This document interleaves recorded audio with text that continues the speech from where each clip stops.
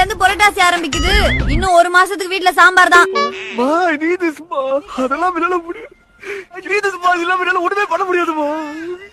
பேச முடியாது, சிரிக்க முடியாது, உட்கார முடியாது, நிக்க முடியாது, பாட முடியாது, மறக்க முடியாது, எதுவுமே பண்ண முடியாதுப்பா. ஒரு டீசென்ட் வேணா நல்ல ஆடு குறும்பாடு நினைக்கிறேன். கோயில அப்படி கொண்டு போயிட வேண்டியது. நீ வாயா, இந்த கறி குழம்ப நல்ல அந்த தொட்டியில ஊத்தணும். டேய் என்னங்கடா கறி குழம்பு மட்டும் சாம்பார ஊத்துறீங்க? சோத்துல சாம்பாரா? அப்ப கறி குழம்பு? ப்ரோ இது புரட்டாசி மாசம் ப்ரோ.